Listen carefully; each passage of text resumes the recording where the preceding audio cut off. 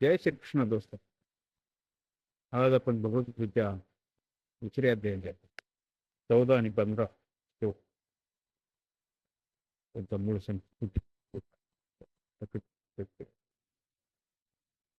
श्लोक नंबर 14. मात्रा स्पर्शातु कौंतेय शीतोष्ण सुखदुःख तदा आगमनात् येन नित्यास्तांती सिद्धस्व भारत.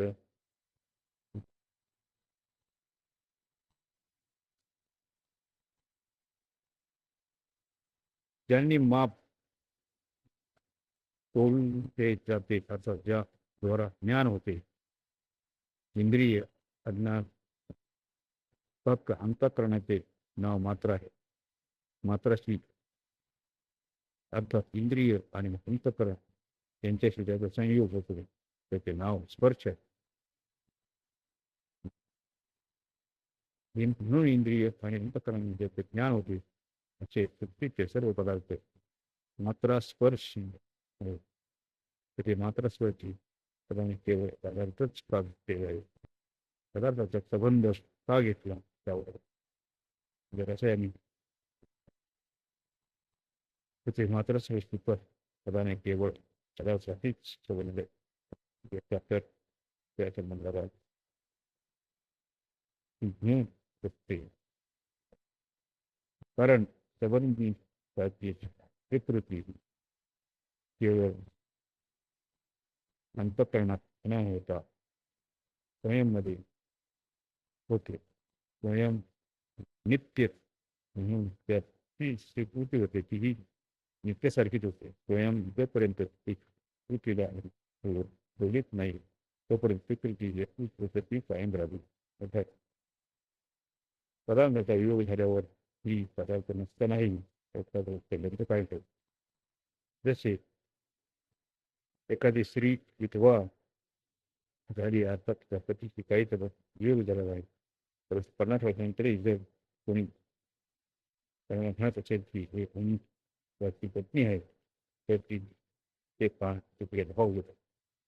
त्यावरून सिद्ध होते की संबंध पतीच्या न राहण्यावरही ते त्याची म्हणलेला संबंध सर्व फरक आहेत. या दृष्टीने त्या संबंधाला येणारा आणि जाणारा म्हणता येईल. म्हणून ते या पदाने पदार्थ असतात संबंध नाही घेतात. केवळ पदार्थ घेतले आहेत. शीतोष्ण सुख दुःख पदा येथे शीत आणि उष्ण शब्द अनुकूल आणि प्रतिकूल वाटत. जर त्याचा अर्थ थंडी आणि उष्णता घेतला तर हे केवळ त्वचेचेच होतील आणि एकदेशीय होती. म्हणून उच्चता अनुकूलता आणि उष्णता प्रतिकूलता घेणेच ठीक राहील. सर्व पदार्थ अनुकूलता आणि प्रतिकूलता सतत दुःख जाणारे आहे. अर्थात त्याची आम्ही अपेक्षा करतो अशी अनुकूल वस्तू व्यक्ती परिस्थिती घटना देश काळ इत्यादीच्या मिळणारे सुख होते आणि जे आम्हाला नको असते अशी प्रतिकूल वस्तू व्यक्ती परिस्थिती इत्यादींच्या मिळण्याचे दुःख होते. याचे अनुकूलता आणि प्रतिकूलता कारण आहे. म्हणून सुख दुःख कार्य आहे. वास्तविक पाहिजे तर पदार्थामध्ये सुख दुःख देण्याचे सामर्थ्य नाही. मनुष्य त्यांचे संबंध जुळवून यात अनुकूलता ठेवणा करून घेतो. त्यामुळे ते पदार्थ सुख दुःख देणारे दिसतात. म्हणून भगवंतांनी ते सुख दुःख आपल्याला म्हटले आहे. आगमा पाणी सर्व पदार्थ आधी अंत असणारे उत्पत्ती विलासशील आणि येणारे झालेले आहेत. ते कायमचे राहणारे नाहीत. कारण ते उत्पत्ती पूर्वी नव्हते आणि नष्ट झाल्यानंतरही राहणार नाही. म्हणून ते आगमनपायी आहे. अनित्य हा जर कोणी म्हणेल की ते उत्पत्तीपूर्वी आणि नष्ट झाल्यानंतर भलेही नसतील, पण मध्यात तर राहतच असतील, तर मनुष्य तर भगवान म्हणतात की हे अनित्य असे अनित्य मध्यात ठीक आहे. ते प्रत्यक्षण बदलत राहतात, इतक्या वेगाने बदलतात की त्यांना त्याचं स्वरूप पुन्हा कोणी पाहू शकत नाही. कारण पहिल्या क्षणात जसे होते त्याच्या दुसऱ्या क्षणात ते राहतच. म्हणून बघा त्यांना अनित्य हा सत्य आहे. केवळ ते पदार्थच अनित्य परिवर्तक नाही, तर ज्या पदार्थांनी त्यांचे ज्ञान होते ते इंद्रिय अंतःकरण परिवर्तन केले, त्यांचा परिवर्तनाकडे समजून घेतले. जसे दिवसात काम करता करता संध्याकाळी इंद्रियामध्ये थकावट येते आणि सकाळी तृप्तीपूर्वक झोप घेतले ताजे ठेवाने होतात. ते सकाळपर्यंत ते सायंकाळपर्यंत राहत नाही. पुन्हा झोप घ्यावी लागते, जेणेकरून इंद्रियांचे थकावट दूर होते आणि त्याचा अनुभव येतो. ते जागृत अवस्थेमध्ये क्षणाक्षणानं थॉट येते.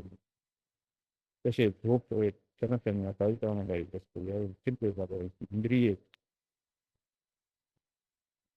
इत्यादी क्षणाक्षणाला परिवर्तन होतात. कांती इक्षत्व हे जितके मात्रा स्पर्श अर्थात इंद्रियांचे विषय आहेत, तर त्याच्यामध्ये झाला असताना ते अनुकूल आहेत आणि हे प्रतिकूल आहे त्याचे ज्ञान होणे कोणी दोष नाही. परंतु त्यांच्याविषयी अंतःकरणात रागद्वेष हर्ष शोक इत्यादी विकार निर्माण होणेच दोष आहे. म्हणून अनुकूलता आणि प्रतिकूलतेचे ज्ञान आहे तरीही त्यापेक्षा नकारात्मक उत्पन्न होऊ न देणे, अर्थात मात्र स्पर्शाविषयी निर्विकार राहणेच त्यांना सहन करणे. त्या सहन करण्याला भगवतांनी दुसरा भाव असा आहे की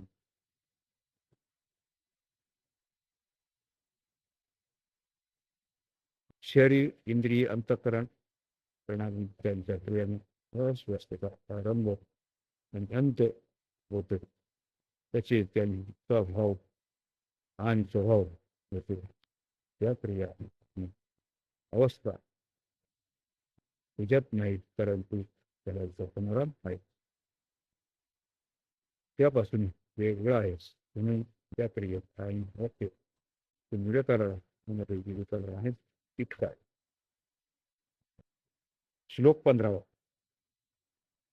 यम ही न व्यथयन्ते ते पुरुषम पुरुष ऋषभ समसुखद दुःख सुखम धीरम सोमृत स्वाय कल्पते. पुरुष वर्षभ मनुष्य बहुतेक परिस्थितींना बदलण्याविषयी प्रयत्न करतो. परिस्थिती केव्हाही बदलली जाऊ शकत नाही, तिला बदलणे शक्यही नाही. इतकरूपी परिस्थिती प्राप्त झाल्यावर अर्जुनाने परिस्थितीला बदलण्याचा विचार न करता आपल्या कल्याणाविषयी विचार केला पाहिजे. असा कल्याणाचा विचार करण्याची मनुष्याची श्रेष्ठता.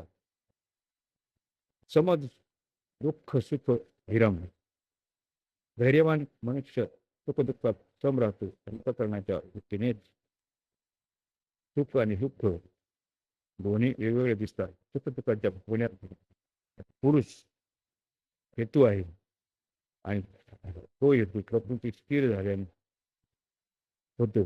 जेव्हा तो आपल्या स्वरूपात स्थित होतो तेव्हा सुखदुःख भोगणारा कोणी राहत नाही. म्हणून आपणा स्थिती झाल्यास तो सुखदुःखात स्वाभाविक यम ही न व्यथयन्ते पुरुषम. धैर्यवान पुरुषाला हे मात्रा स्पर्श प्रकृतीचे सर्व पदार्थ व्यथा करू शकत नाहीत.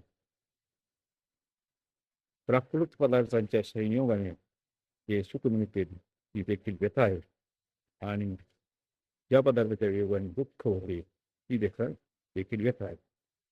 परंतु ज्याची दृष्टी समतेकडे आहे त्याला हे प्राकृतिक पदार्थ सुख दुःखी करू शकत नाही. समतेकडे दृष्टी असल्याने अनुकूलतेमुळे होणाऱ्या सुखाचे ज्ञान तर होणे, पण त्याचा भोग न झाल्याने अंतःकरणात त्याचा स्थायी रूपाने संस्कार होत नाही.